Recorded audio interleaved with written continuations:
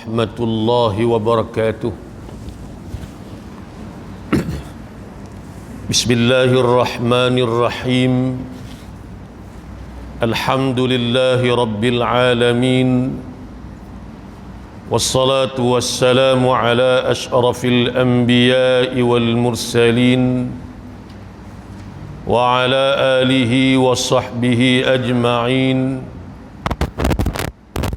Subhanaka la ilma lana illa ma 'allamtana innaka antal alimul hakim. Rabbi shrah li sadri wa yassir li amri wahlul 'uqdatam min lisani yafqahu qawli. Allahumma arinal haqqa haqqan warzuqna ittiba'ah wa arinal batila batilan warzuqna ijtinabah. Amma ba'du. Muslimin muslimat, hadirin hadirat, mudah-mudahan dirahmati Allah.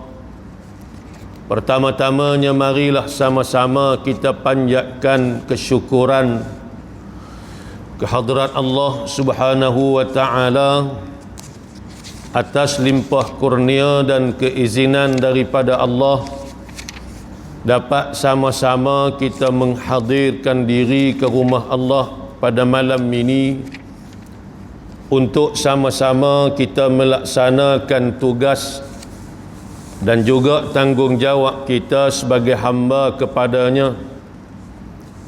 Mudah-mudahan kita sentiasa dirahmati dan diberkati oleh Allah Subhanahu wa ta'ala. Hadirin hadirat, muslimin muslimat yang dikasihi sekalian, pada malam ini kita akan mula menggunakan kitab At-Tibyan fi Adabi Hamalatil Quran yang disusun oleh Al-Imam An-Nawawi rahimahullah. Kitab yang merupakan antara hasil karya Imam Nawawi, satu tokoh ilmu yang besar dalam dunia Islam, lebih-lebih lagi dalam mazhab kita Syafi'i, yang mengkhususkan perbincangan atau perbahasan berkaitan dengan kelebihan-kelebihan Ahlul Quran serta adab-adab apabila kita bersama-sama dengan Al-Quran dan bersama-sama dengan Ahlul Quran. Jadi kitab ini walaupun kita tengok tidaklah setebal mana, tetapi memberi manfaat yang begitu besar. Imam Nawawi, pengarang kitab ini, sudah pun meninggal dunia hampir 700 tahun yang lalu. Namun hasil karya beliau masih lagi kekal, dijadikan sebagai bahan rujukan dan juga bahan bacaan dalam kuliah-kuliah ilmu, kerana cukup sesuai dengan masyarakat kita untuk kita mengambil manfaat dan juga mengambil faedah daripada apa yang telah ditinggalkan oleh Al-Imam An-Nawawi rahimahullah. Jadi kitab ni bulan ni saya bawa tak banyak, ada 20 naskah sahaja kerana kehabisan stok. InsyaAllah pada bulan hadapan mungkin ada tambahan. Dan kita nak terus kepada muka surat yang ke-16. Kita tak bacalah yang awal-awal tu, kita terus kepada muka surat yang ke-16. Qala al-musannifu rahimahullahu ta'ala wa nafa'ana bi'ulumihi fid daraini amin. Bab yang pertama, secebis kelebihan membaca Al-Quran dan pembawa Al-Quran. Pembawa Al-Quran ini berarti orang yang menghafaznya, atau orang yang mengajarnya, atau orang yang belajar akan Al-Quran. Dalam bab yang pertama ini, Imam Nawawi nak cerita pada kita apa kelebihan-kelebihan yang dijanjikan oleh Allah, yang disebutkan oleh Nabi, kelebihan kita membaca Al-Quran kalam Allah, dan kelebihan menjadi Ahlul Quran atau Hamilul Quran, orang yang menanggung Al-Quran. Siapa dia orang yang menanggung Quran ni? Sama ada dia hafal Quran, dia baca Quran, dia mengaji Quran, dia mengajak Quran, maka ia termasuk dalam kalangan orang yang menanggung akan Al-Quran. Baik, kata dia, Allah Subhanahu wa ta'ala berfirman, A'udzu billahi minasyaitonir rajim. Innal ladzina yatluna kitaballahi wa aqamus salata wa anfaqu mimma razaqnahum sirran wa alaniyatan yarjuna tijaratan lan tabur liyuwaffiyahum ujurahum wa yazidahum min fadlih innallaha ghafurun syakur. Sadaqallahul azim. Ayat petikan daripada surah Fatir ayat 29 dan 30. Allah kata apa? Sesungguhnya orang-orang yang selalu membaca kitab Allah ni, orang yang rajin baca Quran dan mendirikan sembahyang, rajin pula salat, serta mendermakan daripada apa yang kami kurniakan kepada mereka, rajin pula bersedekah. 3 benda Allah sebut. Yang pertama, rajin baca Quran. Yang kedua, rajin mendirikan salat. Yang ketiga, rajin berinfak atau bersedekah. Sama ada sedekah itu secara sembunyi atau secara terang. Mereka ini siapa dia? Orang yang rajin baca Quran, orang yang rajin salat, orang yang rajin bersedekah ni, mereka ini mengharapkan sebuah satu perniagaan yang tidak akan mengalami kerugian. Allah umpamakan mereka ni seumpama orang yang menega yang tak rugi. Kita menega apa pun kadang-kadang ada rugi, ada untung, ada balik modal. Boleh jadi berjaya, boleh jadi bangkrut dan sebagainya. Tapi 3 golongan ni, golongan yang rajin baca Quran, sembahyang rajin, sedekah rajin, Allah umpamakan seolah-olah orang yang berniaga yang mana perniagaan itu tidak rugi. Tidak ada istilah rugi dalam perniagaan ni. Maknanya apa? Semua ni ada keuntungan yang dijanjikan oleh Allah Subhanahu wa taala. Agar, kata dia, agar Allah menyempurnakan kepada mereka pahala mereka dan menambah kepada mereka daripada kurniaannya, sesungguhnya Allah Maha Pengampun lagi Maha Mensyukuri. Tu maknanya. Hari ini mungkin kita tak berasa apa, tapi Allah menjanjikan suatu kelebihan yang besar daripada 3 amalan ni. Sama ada rajin baca Quran. Sebab tu saya sebut di mana-mana pun, kita dengan Quran ni jangan tunggu masa lapang baru nak baca. Kita takkan ada masa lapang. Bila lapang sikit, tak ada lapang pun, kita dah ada plan macam-macam, hak ni.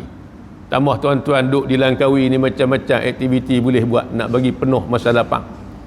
Tetapi lapangkan masa untuk Quran. Untuk Quran ni kita kena beri lapang masa siap-siap dah. Peruntukkan masa untuk Quran ni siap-siap dalam tiap-tiap hari kehidupan kita. Ada orang boleh peruntukkan masa lepas solat subuh. Peruntukkan masa, jadikan setiap hari lepas solat subuh, sebelum daripada kita bergerak start kereta pergi kerja, lepas daripada sembahyang subuh, wirid dan sebagainya, ada masa kita peruntukkan untuk Quran. Mungkin setengah jam, mungkin sejam, atau mungkin kurang daripada tu. Atau mungkin kita peruntukkan sehari, paling-paling tak ada 1 muka surat, selai atau 2 helai. Jadikan ia sebagai amalan yang kita konsisten tiap-tiap hari. Pasti kita akan buat. Jadi bila kita dah set masa, kita jadual kita lepas subuh untuk Quran, kita tak akan buat benda lain. Kalau tak sempat lepas subuh, mungkin lepas maghrib. Tak sempat lepas maghrib, mungkin lepas isyak. Tak sempat lepas isyak, sebelum daripada kita tidur. Kita boleh atur semua ni. Pasal apa? Kalau untuk aktiviti lain kita boleh susun, kita boleh atur, sedangkan untuk Quran yang kebaikan dan fadilat kelebihan dia Allah beri pada kita, tiba-tiba kita tak boleh nak set up masa untuk Quran tadi ni. Jadi ini di antara golongannya. Rajin mendirikan salat. Selain daripada hak fardu, pastikan ada ibadat salat sunat yang kita buat. Sama ada pada malam harinya. Paling-paling tak ada pun 2 rakaat tahajud, 4 rakaat kah, tutup dengan witir. Jadikan sebagai amalan istiqamah kita. Duhanya, salat sunat rawatibnya. Lebih-lebih lagi sembahyang qabliyah subuh, yang Nabi kata 2 rakaat sebelum subuh. 2 rakaat sunat fajar itu lebih baik daripada dunia dan seluruh isi dia. besar nilainya, ganjarannya. Kalaulah Allah beri kepada kita kekayaan dunia dan seluruh isi pun takkan sama nilai kita dapat salat sunat qabliyah 2 rakaat sebelum daripada subuh. Tapi berapa ramai di kalangan kita hak tak ambil berat, walaupun kadang-kadang ada kesempatan sembahyang. Bagi orang yang faham tentang kelebihan dia takkan tinggal, kerana dia tahu kan ini kelebihan dia. Demikian juga sedekah. Di antara amalan yang Allah jamin, Nabi kata apa? Ma naqasa malu 'abdin min sadaqah. Tidak kurang harta seseorang hamba itu dengan sebab sedekah. Sedekah tidak mengurangkan harta kita, bahkan menyuburkan lagi harta kita hak ada. Walaupun zahir kita tengok kita ada RM10, kita beri ke orang RM5, tinggal RM5. Tapi tak, Allah tambah. Sebab tu Nabi kata, tiap-tiap hari ada 2 malaikat turun ke bumi berdoa kepada Allah. Ni untuk orang hak rajin sedekah ni. Apa dia? Malaikat pertama berdoa, Allahumma a'ti munfiqan khalafa. Ya Allah, berikan kepada orang yang menafkahkan, membelanjakan harta dia pada jalanmu, sedekahkah, zakatkah, kan, jariahkah, wakafkah, tak kiralah apa jua bentuk kebajikan pun. Malaikat pertama berdoa, beri ke dia ni ganti hak lebih baik daripada hak dia bagi. Kalau dia bagi RM10, ganti hak lebih baik daripada RM10. Apa? Allah yang lebih mengetahui apa yang lebih baik untuk kita. Dengan sebab sedekah, tiap-tiap hari malaikat ni akan berdoa pada Allah, khusus untuk orang-orang yang rajin infak harta pada jalan Allah. Malaikat yang kedua berdoa, Allahumma a'ti mumsikan talafa. Ya Allah, binasakan harta mereka-mereka yang bakhil, yang kedekut, yang tak mau sedekah, tak mau buat kebajikan ni. Dicabut keberkatan pada harta orang-orang yang bakhil. Tiap-tiap hari malaikat duk berdoa. Jadi beruntunglah kalau kita ni jenis pemurah infak harta pada jalan Allah, tiap-tiap hari dapat doa daripada malaikat. Baik. Kemudian kata dia, kami meriwayatkan daripada Uthman bin Affan radhiyallahu anhu, katanya Rasulullah sallallahu alaihi wasallam bersabda, khairukum man ta'allama al-Qur'ana wa 'allamahu. Nabi kata, sebaik-baik kamu ialah sesiapa yang mempelajari Al-Quran dan mengajarkan Al-Quran kepada orang lain. Nabi kata orang yang paling baik di kalangan kamu ialah orang yang mengaji Quran. Ni mengaji Quran ni mulia. Tapi kita hak Quran ni lah balok sangat-sangat pun. Dia pakai mengaji dengan tok dia 40 tahun dulu, lepas tu tak mengaji dah Quran ni. Tak pernah betul dah.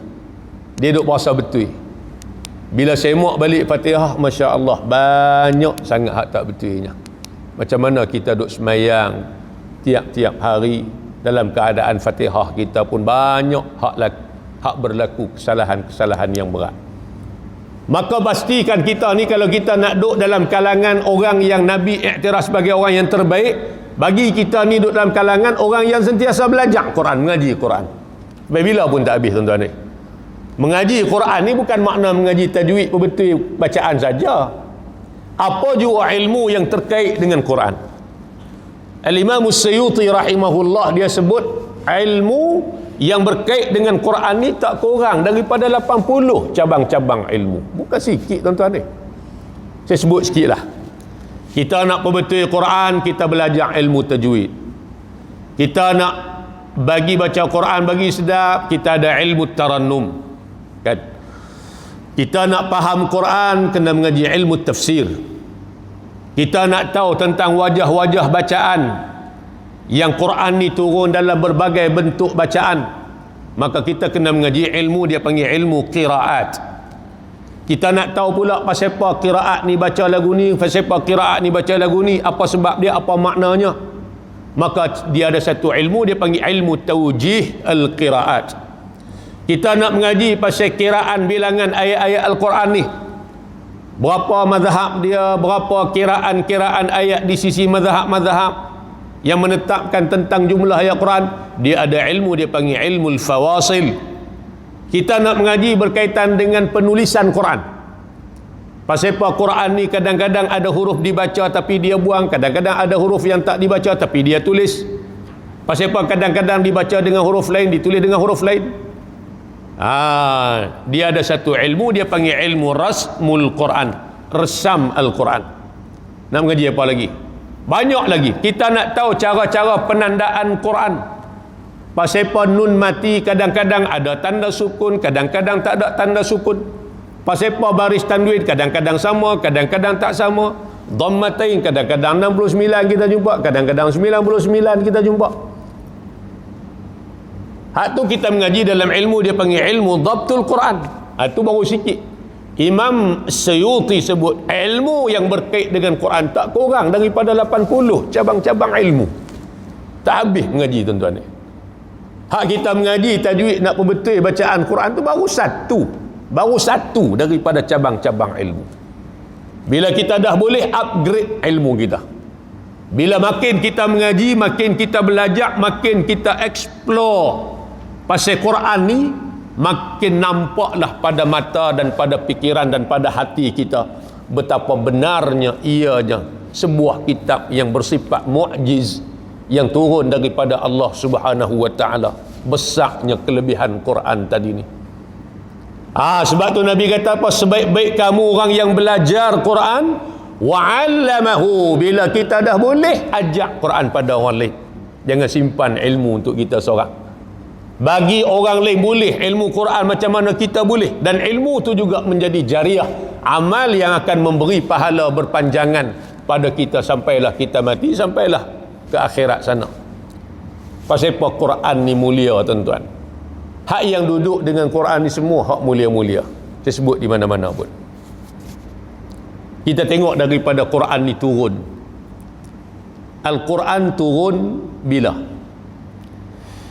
Daripada peringkat Luh Mahfuz mari ke langit dunia, turun pada malam Lailatul Qadar. Allah sebut inna anzalnahu fi Lailatul Qadar. Allah pilih di kalangan malam-malam ni, Allah pilih Lailatul Qadar untuk Allah turunkan Quran pada peringkat awalnya. Semulia-mulia malam yang Allah kata khairun min alfi syahr, lebih baik daripada 1000 bulan, 83 tahun 4 bulan. Allah pilih malam tu untuk Allah buat turun Quran. Bila berlakunya peristiwa Lailatul Qadar ni? Pada bulan Ramadan. Daripada langit dunia turun mari ke Nabi, wahyu pertama turun bila? Bulan Ramadan. Pasal apa Allah pilih bulan Ramadan? Semulia-mulia bulan di kalangan bulan-bulan yang ada 12 bulan tadi ni. Siapa yang buat turun Quran? Malaikat Jibril alaihi salam, semulia-mulia malaikat di kalangan malaikat. Quran turun ke siapa? Nabi mana? Nabi Muhammad sallallahu alaihi wasallam. Semulia-mulia nabi, semulia-mulia makhluk ciptaan Allah. Quran turun di mana? 13 tahun di kota Mekah, turun di kota Mekah dan juga turun di Madinah. Semulia-mulia tempat di atas muka bumi. Quran turun dalam bahasa apa? Bilisanin Arabiyyin mubin, dengan bahasa Arab, semulia-mulia bahasa. Jadi hak duk dengan Quran tu semua hak mulia-mulia. Maka kita pun kalau nakkan kemuliaan, kena duk dengan Quran. Bagi ada kehidupan kita ni, dalam kehidupan kita sehari-hari ni duk dengan Quran. Tapi kalau kita kesampingkan Quran, dah tak boleh baca, kita tak mengaji langsung Quran, mana kita tak ambil tahu langsung pasal Quran, mana kita dah buang satu sebab kemuliaan yang Allah nak berikan kepada kita. Suatu tuan-tuan, kalau tak boleh mengajak orang pun Quran, pastikan kita ni belajar sampai mati. Belajar sampai mati. Walaupun tak boleh ajak orang, belajar sampai mati. Bagi kita pastikan kita duduk dalam kelompok yang Nabi iktiraf sebagai orang yang terbaik di kalangan kita tadi ni. Tapi kadang-kadang itulah manusia ni, orang kadang-kadang dia tak pandang sangat. Saya ingat tahun 97 pas pada SPM, saya mantau pi Kelantan untuk mula pai Quran ni di mak orang.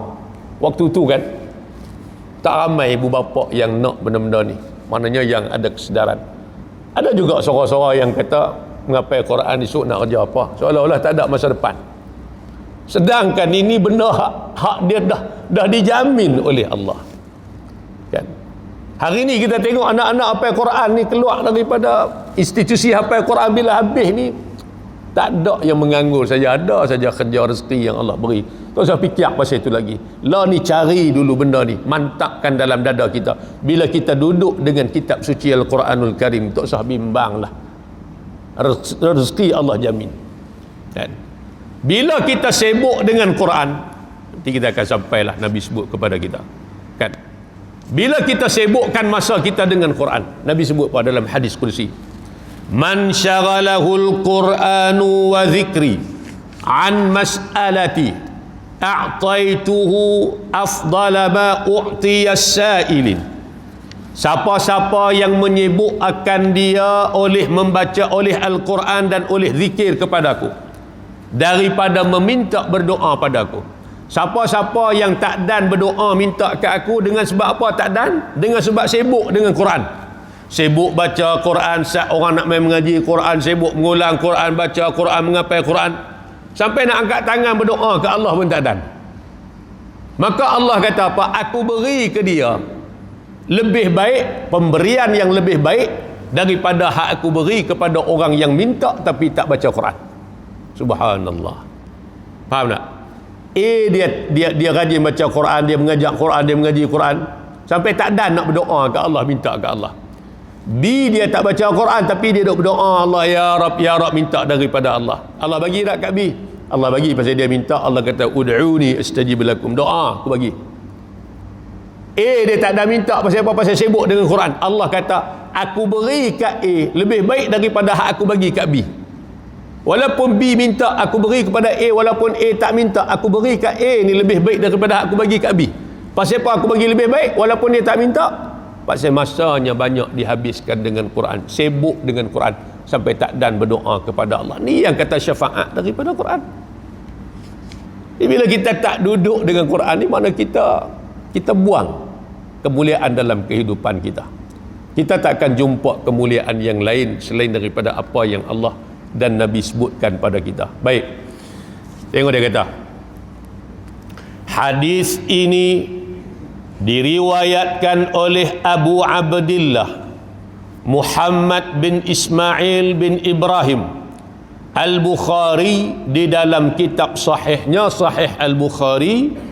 Kitab tersebut merupakan kitab yang paling sahih, yang paling benar selepas Al-Quranul Karim.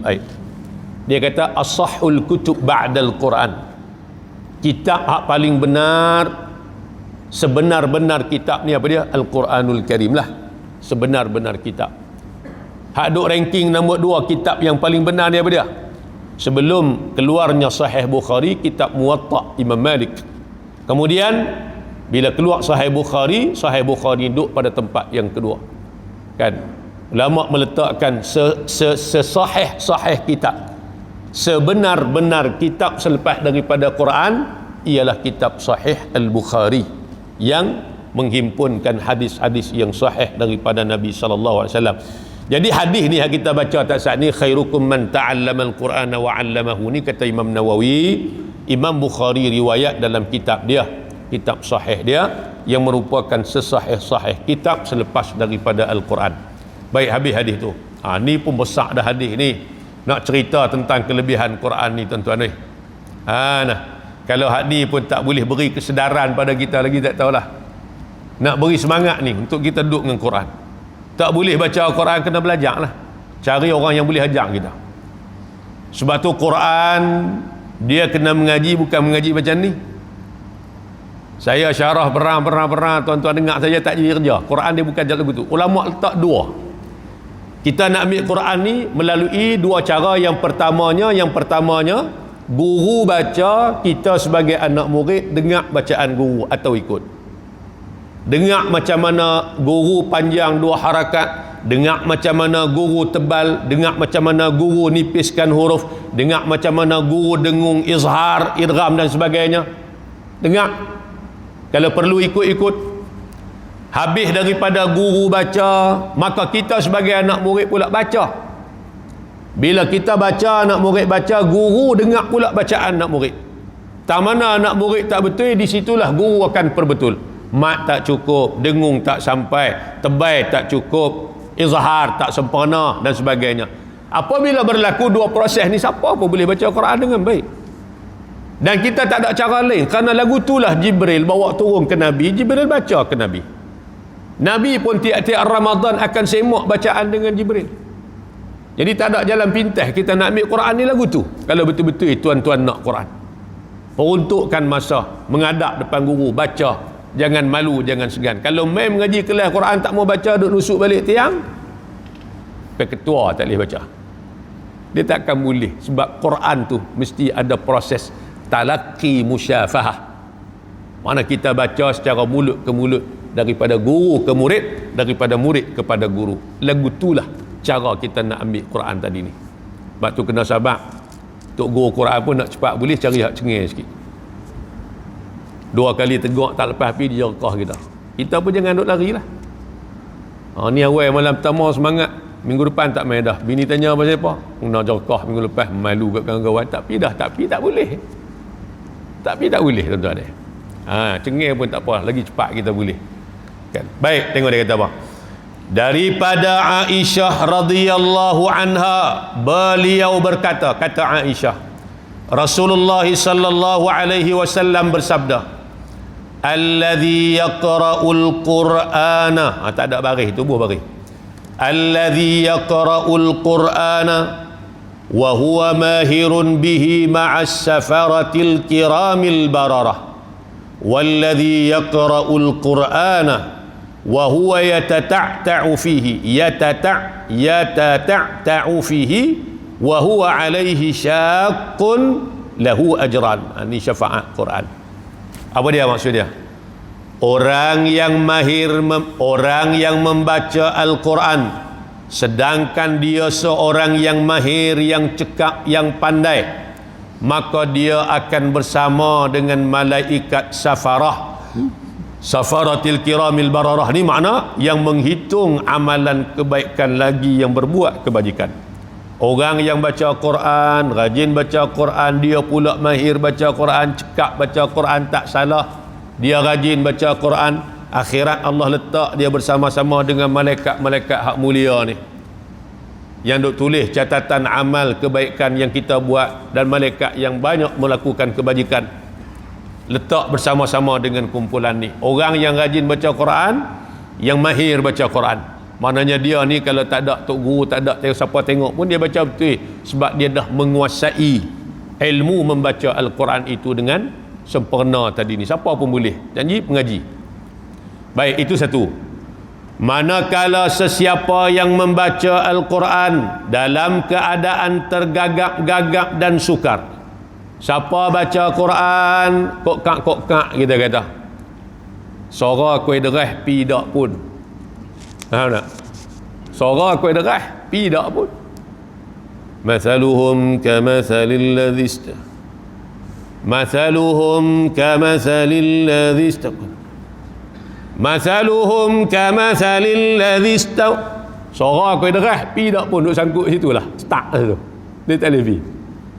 3-4 kali ulang baru lepas. Pi sampai depan, sangkut pula, ulang balik pula, pi pula. Nah. Kadang-kadang bulan Ramadan tu yang tadarus pukul 11 start, lajak sampai pukul 1 kadang-kadang. Kan? Lajak sampai pukul 1. Nak perhabis 10 orang tu macam-macam perangai, macam-macam ragam. Setahun sekali pegang Quran. Bulan Ramadan baru pegang. Tu pun pasal tengok iklan, ada orang kata siapa masuk tadarus ke plekat selai duit RM50, dia kata cantik, boleh masuk. Kawan tak pernah pegang Quran, kokak lajak sampai pukul 1. Kan? Tak apa, walaupun kita tak lancak, perlu ulang 2-3 kali, kadang-kadang nak habis satu ayat pun duk ngaji kan, duk talaki kadang-kadang. Maka Nabi kata apa? Sukar di lidahnya, berat, wa huwa alaihi syaqqun lahu ajran, maka dia akan memperolehi 2 ganjaran, 2 pahala Allah beri ke dia. Subhanallah. Kokak tu pun Allah bagi 2 pahala. 1 pahala dia baca, 1 huruf 1 kebajikan, 1 kebajikan Allah ganda 10. Yang kedua pahala dia duk ulang pimai-pimai tu 3 kali ke 4 kali ke 5 kali kan, bukan saja tu, ada pahala, ada nilaian, ganjaran di sisi Allah Subhanahu wa taala. Semua ni kerana syafaat Quran. Semua ni kerana syafaat Quran. Jadi rugi sangatlah kalau kita ni tak ada dalam jadual kehidupan kita sehari duduk dengan Quran. Bagi ada. Ulama-ulama dulu tidak akan membiarkan hari-hari mereka berlalu, melainkan pada hari tersebut mereka akan tengok, mereka akan baca juga kalam Allah. Ni kita akan jumpa di depan nanti pasal bagaimana amalan ulama-ulama dulu. Quran tu ada yang khatam sebulan sekali, ada yang khatam 2 minggu sekali, ada yang khatam seminggu sekali, ada yang khatam 10 hari sekali, ada yang khatam sehari sekali, ada yang khatam 3 hari sekali, ada yang khatam sehari 2 kali. Allah. Ada yang khatam sehari 4 kali, 2 kali siang, 2 kali malam. Tuan-tuan, Quran ni sampai teratur. Kita daripada 15 umur, daripada kecil bela umur 60 berapa kali khatam Quran, boleh kira saja. Al-Imam Syafi'i rahimahullah, dia cerita pengalaman dia waktu nak pergi mengaji dengan Imam Malik. Waktu nak pergi mengaji dengan Imam Malik daripada Mekah tolak pergi ke Madinah, tumpang satu rombongan, sempat khatam Quran lebih kurang 16 kali dalam perjalanan daripada Mekah nak pergi Madinah. Waktu nak pergi mengaji dengan Imam Malik di Madinah, Imam Syafi'i cerita kat kita. Tu tuan-tuan, kalau kita sebab tu nak abang kata nak bagi semangat pada tuan-tuan, jangan tak ada masa kita dengan kau, jangan bagi ada usaha ikhtiar. Tak boleh baca, ikhtiar bagi boleh baca. Dah boleh baca, ikhtiar bagi lancar. Dah lancar, rajinkan baca Quran. Letakkan dalam jadual harian kita tu ada masa kita dengan Quran. Untukkan masa, jangan duk tunggu masa lapang. Tunggu masa lapang sampai bila pun tak ada. Nah, baik, dapat 2 ganjaran. Baik, kemudian diriwayatkan oleh Bukhari dan Abu Al-Husain Muslim bin Muslim Al-Qushairi An-Naisaburi di dalam kitab sahih kedua-duanya. Makna hadis ni ada dalam sahih Bukhari dan juga ada dalam sahih Muslim lah. Hadis tadi kita baca tadi ni, orang mahir baca Quran bersama dengan malaikat hak mulia-mulia. Orang yang tak mahir baca Quran kokak-kokak, tak usah bimbang, Allah peruntuk ke dia pahala ganjaran 2 pahala. Pahala dia baca, pahala dia duk ulang-ulang bacaan letih tadi ni. Ada ganjaran di sisi Allah. Daripada Abu Musa Al-Ash'ari radhiyallahu anhu, katanya Rasulullah sallallahu alaihi wasallam bersabda, "Mathalul mu'min alladhi yaqra'ul Qur'ana kamathalil utrujjati rihuha tayyibun wa ta'muha tayyib wa mathalul mu'min alladhi la yaqra'ul Qur'ana kamathalit tamrati la riha laha wa ta'muha tayyibun hulwun wa mathalul munafiqi alladhi yaqra'ul Qur'ana mathalur rayhanati rihuha tayyibun wa ta'muha murrun wa mathalul munafiqi alladhi la yaqra'ul Qur'ana kamathalil hanzalati laysa laha rihun wa ta'muha murrun." Ni satu analogi perbandingan yang Nabi bawa kat kita supaya kita ni mudah faham. Masal dia panggil. Bahasa kita ini analogi lah. Kadang-kadang kita nak cerita ke orang satu benda yang dia tak tahu. Kalau kita duk hurai juga ke dia, contoh dalam bidang perubatan, kalau kita dah habaq istilah-istilah perubatan, kawan ni tak pernah mengaji, jadi dia takkan faham. Jadi kita kena bawa satu perbandingan yang lain, perumpamaan yang lain supaya dia boleh faham yang ada kaitan dengan dia.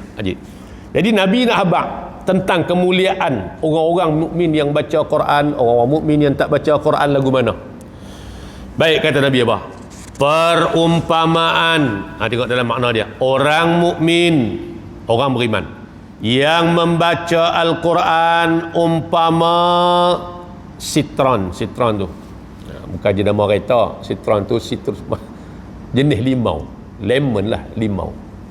Lemon, utrujah ni buah limau. Utrujah ni buah limau. Limau pun macam-macam jenis limau kita tengok kan.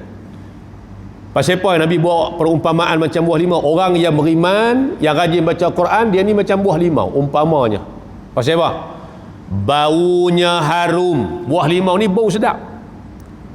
Basuh pinggan bau limau, basuh baju bau limau, pewangi kereta limau kan. Kiwi tayar kereta pun bau limau. Semua limau. Tengok di pasaran kan lemon limau, jenama limau ni. Pasal bau dia sedap. Bau dia tu sedap dah. Kan? Masak tom yam tak ada daun limau tak jadi. Dia tak jadi. Tak ada buah daun, daun. Maknanya fungsi limau dalam memberi bau tu memang besar dalam kehidupan kita. Ni Nabi bawa 1400 tahun dulu. 1400 tahun dulu Nabi dah sebut dah. Jadi perumpamaannya orang beriman hak rajin baca Quran ni, bau dia zahirnya pun sedap dah, elok, cantik, dan rasanya pula lazat, sedap dimakan, baik pula untuk kesihatan kita. Limau kan, walaupun limau nipis tu masam, tapi kalau kita buat masakan tak ada limau nipis, tak sedap masakan kita. Picit perah sal limau sikit, sedap makan. Apatah lagi limau-limau hak kita boleh makan, hak manis dan sebagainya, sedap. Ni musim nak raya Cina ni, limau berlambak-lambak. Jadi limau tu Nabi bawa satu analogi yang cantik. Nak abang orang beriman ni kalau dia rajin baca Quran, zahirnya cantik, batinnya pun cantik. Macam mana limau, luak bau dia pun sedap, makan dia pun sedap. Okey, satu. Orang mukmin yang tidak membaca Al-Quran, orang beriman tapi tak baca Quran, umpama buah kurma. Macam mana buah tamar, buah kurma. Pasal apa? Ia tidak mempunyai bau. Bau tak ada. Belilah kurma 1.5 kilo pun, tuan-tuan cium bau ada tak? Tak ada. Tak ada pula kita tengok basuh pinggan bau kurma, kan? Ataupun pewangi kereta bau kurma. Arak pun tak buat pasal dia tak ada bau. Tetapi rasanya sedap dan manis. Dia kurang dari satu sudut. Orang beriman tapi dia tak baca Quran, dia dah kurang dari satu sudut, kan? Kenapa? Seumpama Nabi kata macam mana buah kurma, kita makan sedap, khasiat bagus untuk kesihatan kita, tapi bila kita cium, belilah ajwa 1 kilo 150, tengah 200 pun tak ada bau. Macam itulah orang beriman kalau dia tak baca Quran, makna dia dah kurang dari satu sudutnya. Dia kurang, walaupun batinnya cantik, tapi zahir tadi ni ada kekurangan. Kemudian orang munafik yang membaca Al-Quran, dia munafik, mengaku beriman dengan lidah tapi hati menyembunyikan kekufuran. Baca Quran semata-mata nak tunjuk kononnya dia beriman. Kalau dia baca Quran sekalipun, dia umpama buah raihanah. Raihanah ni macam buah kemangi, pedang kemangi, daun kemangi, daun kemangi kan. Kemangi tu bau dia sedap, tapi bila kita tokak pahit, kan? Pasal apa? Raihanah ni satu jenis buah, baunya sedap, bau sedap, kemangi kan, tetapi rasanya pahit. Nampak zahir macam elok, tapi dalam sebenarnya tak elok. Dia orang munafik. Orang munafik yang tidak membaca Al-Quran umpama buah petola, ia tidak mempunyai bau dan rasanya pula pahit. Macam buah petola, buah pria ni sebenarnya Hanzalah ni buah pria, tahu, macam sejenis petola lah. Bau dia tak ada, kemudian rasanya pula pahit. Itu perumpamaan orang munafik yang tidak membaca Al-Quran. Mana kita ni bagi duduk hak golongan pertama tadi, tuan-tuan ni, luar kita cantik, dalam kita cantik, macam mana buah limau, kita suka kepada bau dia, makan pun kita suka. Macam itulah umpama kalau kita ni orang beriman yang rajin baca Quran. Lepas tu penting. Lepas tu di mana-mana pun saya sebut, Quran ni dengan anak-anak bagi sejak daripada awal usia. 4 tahun, 5 tahun kenalkan mereka dengan Quran. Tuan-tuan tak boleh kata susah mengaji Quran, tak betul. Sebab Allah sebut 3 kali, Allah ulang dalam suratul Qamar, walaqad yassarnal Qur'ana lidzikri fahal mim muddakir. Dan demi sesungguhnya kami permudahkan Al-Quran untuk dibaca, dihafaz. Allah sendiri kata, bersumpah, kita mengaji dalam bahasa Arab, walaqad, lam tu kita tahulah lam apa, qad, kalimah qad bila dia masuk kepada fi'il madhi menunjukkan Allah taukid, demi sesungguhnya kami bagi mudah Quran ni untuk dibaca. Jadi tiba-tiba kita kata payah, tak betul lah. Payah tu pasal kita mengaji tak kena cara, kan? Ustaz main mengajak kita tak baca, ustaz main mengajak, ustaz hak mengajak Quran mengapai 30 juzuk bawa Quran. Kita hak nak main mengaji Quran juzuk 30 pun tak hafal, Quran tak bawa. Nak ngaji lagu mana? Nak main mengaji Quran, Quran tak bawa. Tahu dah mata tu tak apa terang, spek tak bawa pula. Mai tang dia duk kembang sat jauh sat dekat. Amai dia tak apa jelas sat. Dah tahu tak jelas bawa lah spek. Kelas pula maghrib, Isyak tang dia saja pun 40 minit dah duk kokak tu bukan pasal tak nampak, bawa spek kadang-kadang. Ni kadang-kadang orang kita mengaji dia tak tunjuk kesungguhan kata dia nak benda tu. Sebab tu disebut dalam pepatah man talaba syai'an jiddan wajada. Siapa cari satu-satu benda dengan bersungguh dia akan dapat. Kalau tuan-tuan betul-betul bersungguh nak ada kelas Quran pergi mengaji, mengadap, baca, salah kena teguk, kena marah, tahan, usaha lagi bagi boleh. Siapa pun boleh baca Quran dengan baik. Tapi kalau kita tak ada kesungguhan, buat apa pun tak jadi kerja. Maka man talaba syai'an jiddan wajada. Siapa cari sesuatu dengan bersungguh, dia akan dapat benda yang dia cari. Kalau kita nakkan kemuliaan ni, pastikan dalam kehidupan kita ni ada masa yang kita peruntukkan untuk Quran, tuan-tuan. Nah, berapa ramai orang-orang yang buta mata dia, teringin nak tengok Quran. Berapa ramai orang yang pekak telinganya, teringin nak dengar alunan Al-Quran. Berapa ramai orang yang bisu tak boleh bercakap, teringin nak baca Quran. Tiba-tiba kita ni pekak pun tak, bisu pun tak, buta pun tak baca Quran, tak tengok Quran, tak dengar Quran. Mana kita tidak mensyukuri nikmat yang Allah berikan pada kita. Tu ada baca dalam radio tiap hari Jumaat, ada 2-3 orang guna Quran Braille. Buta lah, kan senang nak kena raba dulu kiri kanan satu-satu, tapi baca lancar. Walaupun buta mata, tapi Allah pasal dia nak. Ada juga orang buta tak boleh baca Quran, pasal apa tak cari? Kan sama macam kita celek pun, kalau kita cari dapat. Tapi usaha ikhtiar baca lancar, tajwid apa semua cantik, lebih daripada kita hak celek lagi. Pasal apa? Pasal dia cari, dia usaha, dia nak, Allah buka jalan untuk dia, Allah permudahkan. Kita pun bagi duk tentulah. Tuan-tuan ni nak bagi semangat pada tuan-tuan, kita, anak-anak kita pun sama. Tengok bagi mereka boleh Quran. Jangan bagi mereka ni jadi golongan yang buta Quran. Esok bila mereka dah dewasa, mai umur 20-30 tak boleh baca Quran, orang tanya pasal apa hang tak boleh baca Quran? Pasal dulu masa aku kecil, pak aku tak nak hantar aku mengaji Quran. Jangan sampai ketika tu dia menyalahkan kita kerana kita sebagai ibu bapa tak melaksanakan tanggungjawab kita kepada anak-anak kita. Ingat, salah satu tanggungjawab ibu bapa kepada anak-anak apa dia? Memberikan ilmu Al-Quran pada anak-anak kita. Lepas tu hari ni kalau anak-anak umur 20 tak boleh baca Quran, kita tak boleh nak salah dia satu mata. Kita kena tengok balik sejarah hidup dia. Umur 4 tahun, 5 tahun dulu, kita hantar dia pergi mengaji Quran dengan tok guru Quran. Kalau kita duk sibuk dengan dunia, kita tak hantar, salah kita lah. Dah lewat pun betul balik, bagi betul. No? Tu. Tanda di situ. Nanti kita sambung balik.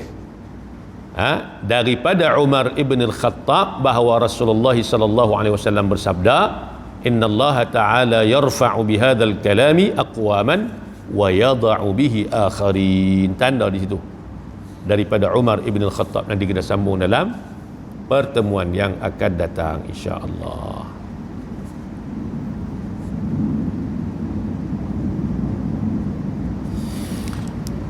Bismillahirrahmanirrahim. Alhamdulillahi rabbil alamin, wassalatu wassalamu ala asyrafil anbiya'i wal mursalin wa ala alihi wa sahbihi ajma'in. Allahumma arhamna bil Qur'an waj'alhu lana imaman wa nuran wa hudan wa rahmah. Allahumma dhakkirna minhu ma nusina wa 'allimna minhu ma jahilna warzuqna tilawatahu ana al-laili wa atraf an-nahar waj'alhu lana hujjatan ya rabbal alamin.